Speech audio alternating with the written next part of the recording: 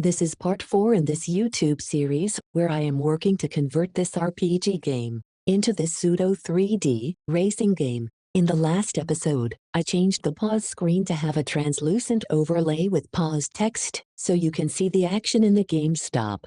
The focus of this episode will be adding a sound effect to the pause screen. This will give it a nice feeling and give the players some audible feedback when they pause the game. In my Assets Audio folder, I have 2 new folders for sound effects and music, and 2 WAV files. Both music and sound effects need to be played from a single audio context. So in my audio package, I will create a public variable that both sub-packages can use. I will also initialize this context in a public init function by creating a new audio context with a given sample rate.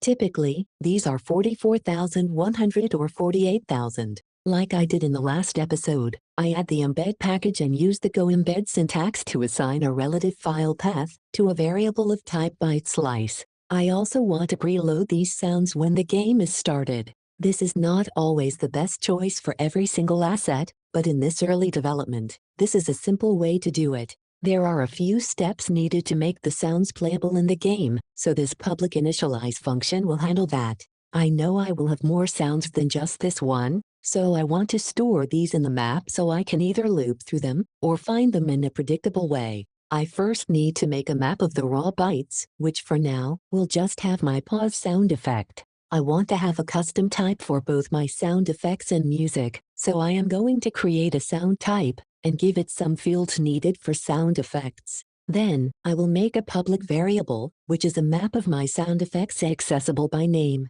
Later, it might be useful to enumerate these, but to explain this, just accessing them by a human-friendly name will be helpful to illustrate how to do this. So in my init method, I create a map of sounds, and then start looping through the raw assets. For each one, I create a new sound type, and assign the appropriate fields. If you experience any delays in your audio, you can try adjusting the buffer size. With the help of some local experts, using 50 milliseconds is pretty safe for most platforms and seemed to work well in my testing, but yours may need adjustments. Now that my map of sounds is complete, I am going to make another method for the sound type.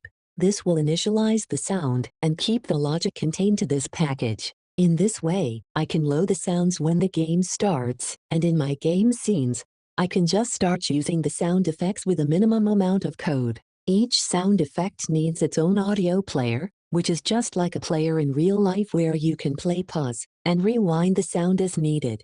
To make one, you first need to read the bytes and decode them using the appropriate audio package from Ebitengine.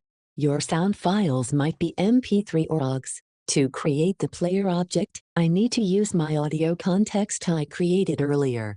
To avoid clashing with Ebitengine's audio package name, I am renaming my package to internal audio when I import it.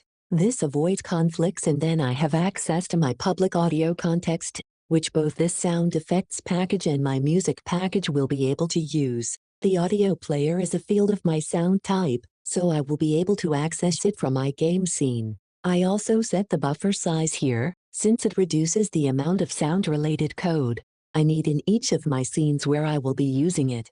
Back in pausescene.go, I want to create the player for the sound effect when this pause scene is first initialized, which happens when a new game is created. To do that, I can choose the sound I desire and call its init method. My onEnter method is where the sound should actually be played, because this is when the scene is started. I can access the sound in the same way here, but I will call player.play instead. It can be a good idea to first rewind a sound and then play it, so it does not play half of the sound. Now I will add music to the pause screen. I can use the soundeffects.go file as a starting point, since this will be quite similar. I will rename the package here to music. I will do a global search for the word sound and replace it with music. This file path needs to be adjusted to the correct file, and I will rename the variable, placing an underscore first since variables cannot begin with a number. Playing music files require a few more things, so I will first change this sample rate to an int64, because I will need it for some math in just a moment. I will also need bits per second, intro length, and loop length. I can change the map here to use my music asset and new variable name. I will add the additional fields for this asset. These numbers will vary depending upon your own sound files, so I already know mine. This is also a loopable sound file, so it can play forever in a loop.